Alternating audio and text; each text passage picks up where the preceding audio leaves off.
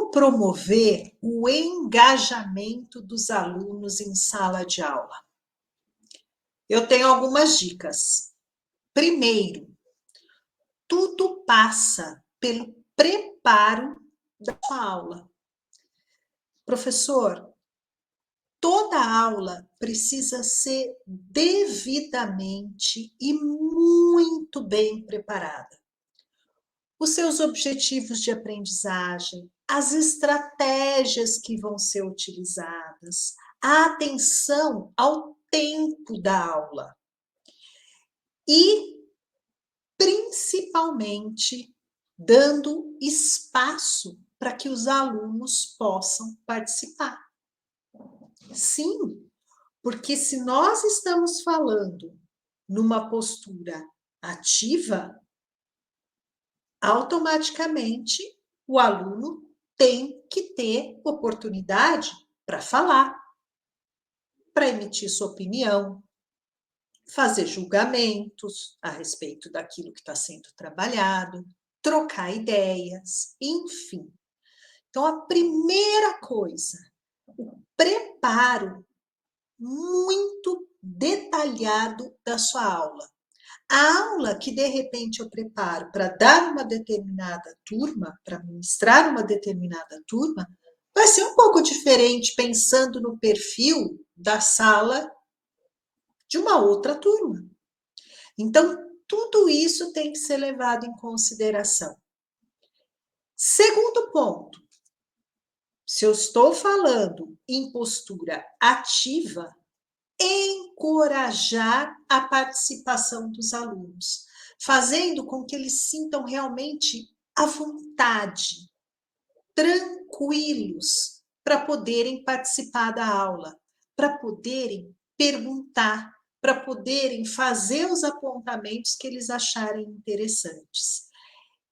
E para isso, gente, a importância de se mostrarem abertos à comunicação. Mesmo aquele aluno que errou, elogie, mostre a ele o ponto ou os pontos que estão de acordo. Nunca dizendo que ele errou, mas que talvez ele tenha uma opinião equivocada a respeito daquilo que ele falou. E como é importante a gente analisar a resposta daquele aluno, dar a devida importância à resposta daquele aluno. Por quê? Porque quando eu entendo o que ele quis dizer, eu consigo chegar, professor, qual foi a linha de raciocínio que ele percorreu. E aí entender, inclusive, o porquê que ele errou, para que eu possa ajudá-lo a encontrar o caminho certo. Então, sempre a resposta, embora errada, ela tem alguns elementos que poderiam ser aproveitados para que a gente possa elogiar, para que a gente possa reforçar. Até mesmo a própria participação do aluno. Porque a gente sabe, quando crianças e principalmente quando adolescentes, a dificuldade que eles têm de se expor, de perguntar ou de responder algum questionamento feito em aula. Por conta da opinião do grupo, por conta de, como que vai ser o julgamento mesmo. Então, até um elogio em relação à participação dele, mesmo que a resposta esteja equivocada, isso precisa ser reforçado. Um terceiro ponto, sejam criativos. Eu sei, gente, que a gente vem de uma educação, nós, professores, fomos alunos de uma educação que privilegiava as aulas expositivas. Nós acabamos tendo uma formação também nesse sentido quando nós fomos fazer faculdade, enfim. Porém, não dá mais para a gente oferecer mais do mesmo. Hoje em dia, professor, a gente tem muitos recursos que podem ser utilizados e que se aproximam mais da realidade, da vivência dos nossos alunos. Então, eu falo que usar recursos, estratégias diferentes, faz com que a gente consiga atingir mais aquele aluno, pegar a veia melhor daquele aluno.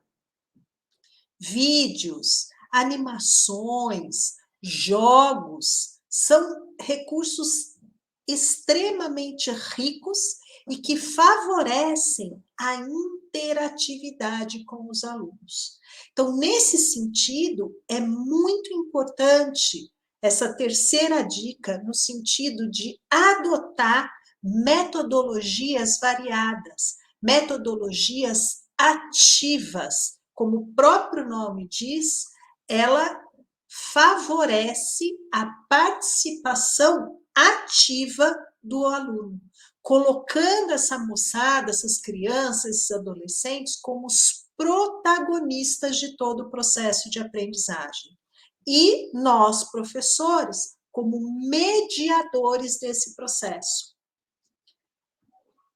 Gente, a gente precisa acabar com a ideia de que o aluno tem que ficar sentado e atento o tempo todo, calado. Tudo isso, gente, mudou. Hoje, a importância que é dada para a questão da interação e do dinamismo é muito grande. E isso precisa ser levado em consideração quando a gente vai pensar nas estratégias para realizar a nossa aula. Quarta sugestão, realizem projetos colaborativos. Essa é uma prática que permite a gente explorar os benefícios de um trabalho em equipe. Então, muito mais do que só trabalhar o conteúdo, eu vou estar trabalhando o desenvolvimento de habilidades socioemocionais que são exigidas hoje no mundo afora.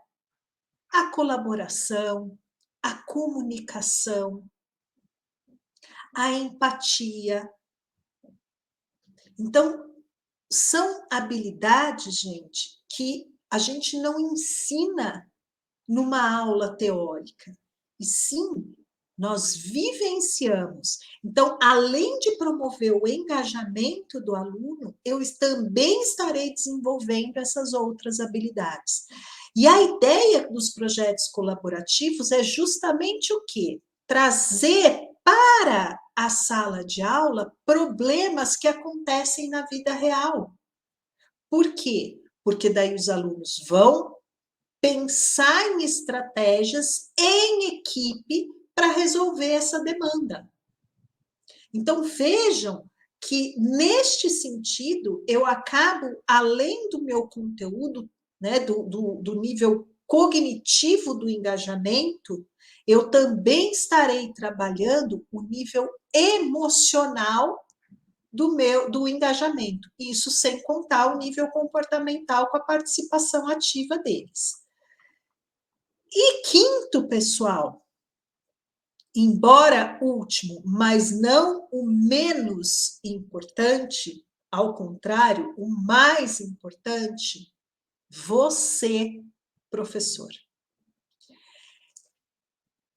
O que é isso? Seja você o professor. Significa não estar escondido atrás da mesa. Significa uma postura em que você irá interagir com o seu aluno. Vai observar, vai ouvi-los, conversar com os alunos sobre o que eles estão pensando, entender como é que está funcionando o raciocínio deles. Seja, professor, o guia e não o instrutor. Nesse sentido, Façam boas perguntas. Com certeza, boas perguntas geram discussões ricas, envolventes, interessantes. E quando você obtiver as respostas, envolva-se com elas. Envolva-se. Isso promove o engajamento. Então, vocês viram que o engajamento dos alunos depende muito da motivação externa e muito do seu papel enquanto professor. E isso está ligado a quê? Está ligado à nossa motivação. E para que a nossa motivação esteja boa, eu preciso estar bem enquanto professor que sou. Eu preciso trabalhar em mim questões emocionais, minha ansiedade, o meu estresse, para que aquele brilho no olho, aquele meu engajamento com a minha sala de aula, com as minhas atividades, também estejam bons. E aí sim eu consigo atingir os meus alunos. Espero que vocês tenham gostado e até a próxima.